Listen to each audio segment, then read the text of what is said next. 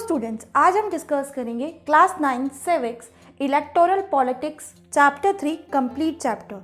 Students, इससे पहले मैं इससे प्रीवियस वाला चैप्टर भी आपको डिस्कस कर चुकी हूँ, तो जिन स्टूडेंट्स ने वो वीडियो नहीं देखी है तो पहले देख ले और चैनल पे नए हैं तो चैनल को सब्सक्राइब करना ना भूलें। आइए स्टार्ट करते हैं स्टूडेंट्स। आज हम लोग देख रहे हैं इलेक्टोरल पॉलिटिक्स, इसका पूरा कंप्लीट चैप्टर हम लोग देख रहे हैं। आइए स्टार्ट करते हैं। सबसे पहले इस चैप्टर में है क्या, सबसे पहले यहाँ पर वर्ड आ रहा है कि इलेक्शन का मतलब होता क्या है स्टूडेंट। तो क्या होता है इलेक्शन का मतलब? And election is a process through which people choose their representative at regular interval.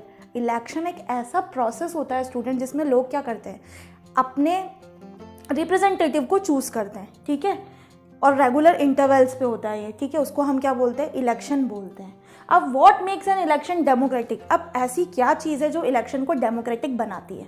तो स्टूडेंट, 1 वोट 1 वैल्यू, आप सब लोगों ने सुना भी है और हमारे इंडिया में भी वही फॉलो किया जाता है। एक पर्सन का एक वोट है जिसकी एक वैल्यू है।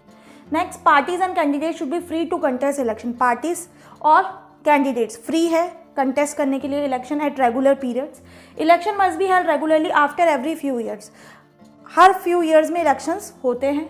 फ्री और फेयर मैनर्स पे होते हैं, इसलिए हम इसको क्या बोलते हैं, डेमोक्रेटिक बोलते हैं, ठीक है। अब नेक्स्ट क्वेश्चन आता है, what is the system of election in India. अब इलेक्शन का किस तरीके का सिस्टम है इंडिया के अंदर। सबसे पहले हम बात करते हैं जनरल इलेक्शंस की। तो जनरल इलेक्शंस क्या होते हैं, held in all constituencies at the same time. General elections सभी कॉन्स्टिट्यूएंसीज में एक टाइम पे ही होते हैं, either on the same day और within a few day, या तो सेम डे पे होते हैं या फिर फ्यू डेज बीच में होते हैं। नेक्स्ट आता है बाई इलेक्शन। बाई इलेक्शन का क्या मतलब होता है, sometimes election is held only for 1 constituency और 2 to fill the vacancy caused by death और रेजिग्नेशन ऑफ अ मेंबर। बहुत सी बार ऐसी सिचुएशन होती है कि इलेक्शन क्या होते हैं, या तो एक ही कॉन्स्टिट्यूएंसी की तरफ से होते हैं, जो वैकेंसी है मतलब उसको फिल किया जाता है। अगर किसी की अचानक डेथ हो जाती है या फिर वो रिज़ाइन कर देता है वो मेंबर उस पोस्ट से, तो हमें अचानक से इलेक्शन कंडक्ट कराना पड़ता है, जिसको हम बोलते हैं बाई इलेक्शन। नेक्स्ट आता है यहाँ पर इलेक्टोरल कॉन्स्टिट्यूएंसीज क्या होती है। तो the country is divided into different areas based on population for the purpose of election which are called electoral constituencies. Country को डिवाइड कर दिया जाता है अलग अलग एरिया वाइज, ठीक है, पॉपुलेशन के बेसिस पे, और जब इलेक्शंस होते हैं उसको हम क्या कहते हैं, इलेक्टोरल कॉन्स्टिट्यूएंसीज कहते हैं। और अगर हम लोकसभा इलेक्शन की बात करें तो कंट्री को किस में डिवाइड किया गया है, 543 कॉन्स्टिट्यूएंसीज में डिवाइड किया गया है। और हर स्टेट को किस में डिवाइड किया गया है, कि specific number of assembly constituencies में डिवाइड किया गया है। रिजर्व कॉन्स्टिट्यूएंसीज क्या होती है, कुछ सीट्स क्या होती है, रिजर्व की जाती है फॉर SC, शेड्यूल कास्ट और शेड्यूल ट्राइब लोगों के लिए। नेक्स्ट आता है यहाँ पर टर्म वोटर्स की लिस्ट क्या होती है। तो लिस्ट होती है पीपल की who are eligible for voting, ऐसे लोग जो कि वोट देने के लिए एलिजिबल है, उनकी एक पूरी लिस्ट तैयार होती है। और वो कौन बनाता है, election commission of India. Election commission of India पूरी लिस्ट तैयार करती है लोगों की जो कि वोटिंग के लिए एलिजिबल है, उसको हम क्या कहते हैं, वोटर्स लिस्ट कहते हैं। अब आते हैं स्टूडेंट्स नॉमिनेशन ऑफ कैंडिडेट, किस तरीके से नॉमिनेट किया जाता है कैंडिडेट्स का। तो anyone who can be a voter can also become a candidate in election. जो कोई भी वोटर है वो क्या कर सकता है, वो कैंडिडेट भी क्या कर सकता है, he can also become a candidate in election. वो भी कैंडिडेट बन सकता है, इलेक्शन का हिस्सा हो सकता है। मिनिमम एज का क्राइटेरिया कितना है स्टूडेंट, 25 ईयर्स, ये याद रखना है। मिनिमम एज जो इलेक्शन में खड़ा होना चाहता है उसकी 25 ईयर्स होनी चाहिए। नेक्स्ट टर्म आता है इलेक्शन कंपेन। इलेक्शन कंपेन क्या होता है स्टूडेंट्स, इलेक्शन कंपेन का मतलब होता है the campaign that take place for a 2 week period between the announcement of final list of candidates and date of polling.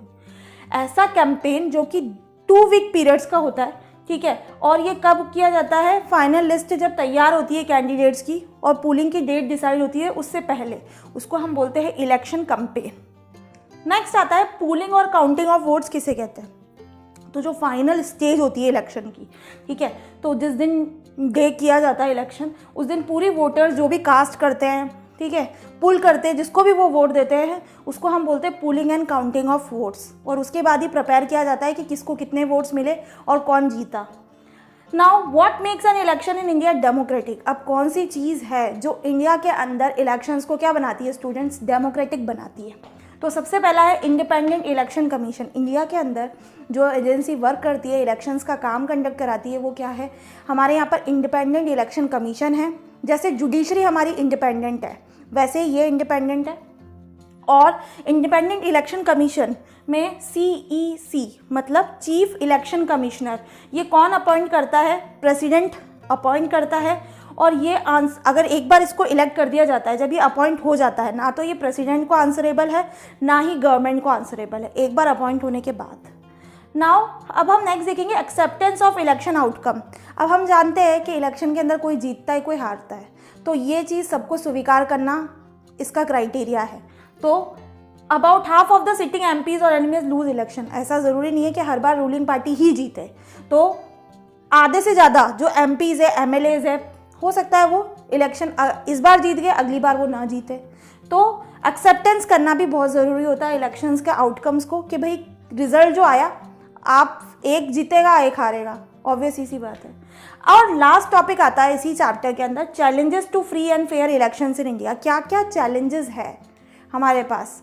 India के अंदर बोलते तो है इलेक्शन फ्री और फेयर है, बट फिर भी still there is a very challenges task, क्योंकि बहुत चैलेंजेस फेस करने पड़ते हैं इंडिया को at the time of elections. क्या क्या है? पहला, candidates and parties with a lot of money may not be sure of their victory. जिसके पास बहुत सारा पैसा है, ठीक है, वो भी श्योर नहीं है उसकी विक्ट्री होगी, मतलब वो जीतेगा नहीं जीतेगा, but they do enjoy a bigger and unfair advantage over smaller parties. But लेकिन फिर भी उनको क्या मिलता है? वो अनफेयर एडवांटेजेस का इस्तेमाल कर लेते हैं, छोटी मोटी पार्टी को खरीद लेते हैं पैसा देकर, ठीक है। And next, little choice to ordinary citizen. बहुत कम चॉइस बन जाती है, ऑर्डिनरी पीपल के लिए खड़ा होना तो बहुत ही मुश्किल का टास्क हो जाता है। Tickets are distributed to relatives. बहुत सी बार ये भी देखा गया इलेक्शंस के अंदर जो टिकट्स है वो किसको डिस्ट्रीब्यूट कर दिए जाते हैं? अपने रिलेटिव्स को डिस्ट्रीब्यूट कर दिए जाते हैं। And in some parts of the country, candidates with criminal connection have been able to push others out of the electoral race and to secure a ticket from major parties. और बहुत सी बार ऐसा भी देखा गया है, अगर उसका क्रिमिनल कनेक्शन भी है बहुत किसी कैंडिडेट का, तो वो भी क्या करता है? वो दूसरों को भी पुश करता है और वो तो अपनी टिकट सिक्योर करने की कोशिश करता है और लेने की कोशिश करता है मेजर पार्टीज से, ठीक है। और स्मॉलर पार्टीज और independent candidate suffer a huge disadvantage compare to bigger party. और जो छोटी मोटी पार्टीज होती है और अगर कोई इंडिपेंडेंट कैंडिडेट लड़ रहा है तो वो बहुत ज़्यादा डिसएडवांटेजेस का सामना करता है, क्योंकि बड़ी बड़ी पार्टीज़ के कारण वो टिक नहीं पाता है। तो ओवरऑल हम पावर प्ले का कंपटीशन कह सकते हैं एक तरीके से, और काफ़ी सारी लॉट ऑफ मनी की भी रिक्वायरमेंट होती है इलेक्शन कंडक्ट करने के लिए, और उसको मतलब उसके अंदर जितना भी पैसा लगता है, क्योंकि पैसा तो पहले तो जेब से ही लगाना पड़ता है, उसके बाद ही कैंडिडेट जीतता है। तो एक्चुअली पूरा का पूरा ये सारे चैलेंजेस हैं जो कि फेस करने पड़ते हैं किसी भी कंट्री को। सो स्टूडेंट्स, ओवरऑल चैप्टर यहाँ पर फिनिश होता है। अब आप लोग क्या करेंगे? अब आप लोग मुझे कमेंट बॉक्स में कमेंट करके बताएंगे कि आपको ये वीडियो कैसी लगी। एंड नेक्स्ट बात स्टूडेंट, जिन्होंने नोटिफिकेशन बेल आइकन को प्रेस नहीं किया है तो प्रेस कर दीजिए, ताकि मेरी अपकमिंग सारी वीडियोस की नोटिफिकेशन आपको मिलती रहे। और आप मुझे दूसरे सोशल मीडिया प्लेटफॉर्म्स पर भी जुड़ सकते हैं। सो जल्द मिलते हैं नई वीडियो के साथ। Thank you.